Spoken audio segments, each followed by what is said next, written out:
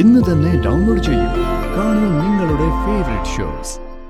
ജീവിക്കാൻ വേണ്ടി ഞാൻ തുടങ്ങിയ ഒരു ചെറിയ കട, അതുപോലും ഗുണ്ടകളെ കൊണ്ട് അവൾ അടിച്ചു പൊളിച്ചു. എത്ര തവണ അനുവിന് കിട്ടേണ്ട ജോലിയാണെന്നറിയാവോ അവൾ ഇല്ലാതാക്കിയത്.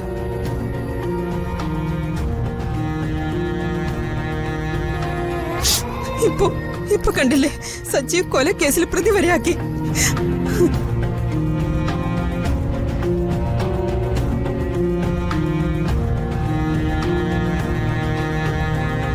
സാറേ, അമ്മ പറയുന്ന എല്ലാം സത്യം. ഞങ്ങളുടെ കുടുംബം തകർത്തവനെ അവളാ.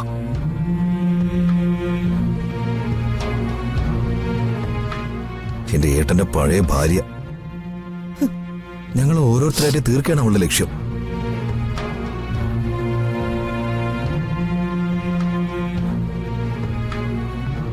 പിന്നെ കോടതിയിൽ കിടക്കുന്ന കേസുമായിട്ട് ഞങ്ങൾ മുന്നോട്ട് പോകില്ലല്ലോ.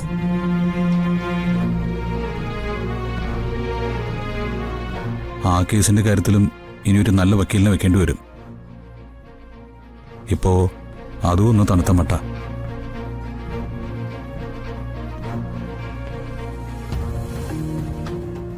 എന്തിനും സച്ചിയെ ജാമ്യത്തിൽ ഇറക്കിയേ പറ്റൂ.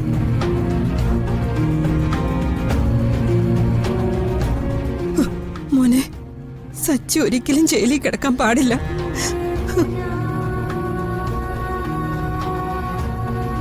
മോനെ, അമ്മ ഒരു കാര്യം ചോദിച്ചാ മോൻ വേറൊന്നും വിചാരിക്കരുത്.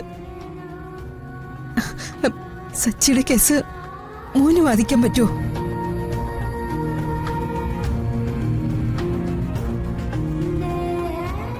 വലിയ കാശൊന്നും ഞങ്ങളുടെ കയ്യിൽ തരാനില്ല.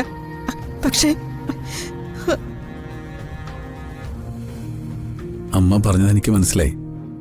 ഒരു അഡ്വക്കേറ്റ് എന്ന നിലയിൽ എന്നോട് അങ്ങനെ ചോദിച്ചതിലൊരു തെറ്റുമില്ല.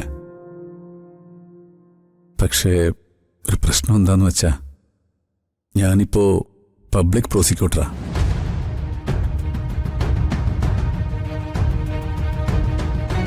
ഈ കേസിൽ സച്ചിക്കെതിരെയായിരിക്കും എനിക്ക് വാദിക്കേണ്ടി വരുന്നത്.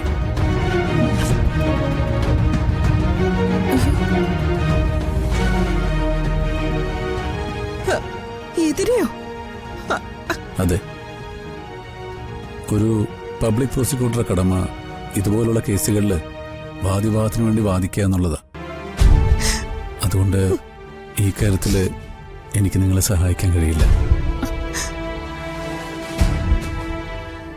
അമ്മയോട് ക്ഷമിക്കണം. അല്ല, അപ്പോ ചെയ്യാത്ത കുറ്റത്തിന് എന്റെ സച്ചിമോൻ ശിക്ഷ അനുഭവിക്കേണ്ടി വരുന്നതോ മോന്റെ കൈകൊണ്ടായിരിക്കോ? അമ്മ വിഷമിക്കണ്ട.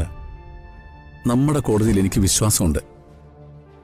ചെയ്യാത്ത തെറ്റിന് മനഃപൂർവ്വം ഒരു കോടതിയും ആരും ശിക്ഷിക്കാൻ പോകുന്നില്ല.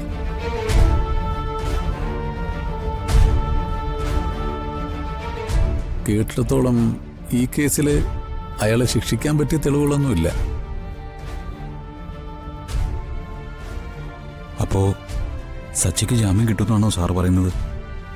അത് സച്ചിയുടെ മേളിൽ ചാർത്തിയിരിക്കുന്ന വകുപ്പുകൾ ഏതൊക്കെയാണെന്നറിഞ്ഞാൽ മാത്രമേ പറയാൻ പറ്റൂ. പിന്നെ പോലീസ് മനഃപൂർവ്വം ഒരാളെ പ്രതിയാക്കി ജയിലിലാക്കണമെന്ന് തീരുമാനിച്ച ചിലപ്പോ ജാമ്യം കിട്ടാൻ കുറച്ച് പ്രയാസപ്പെടേണ്ടി വരും. ഈശ്വരാ,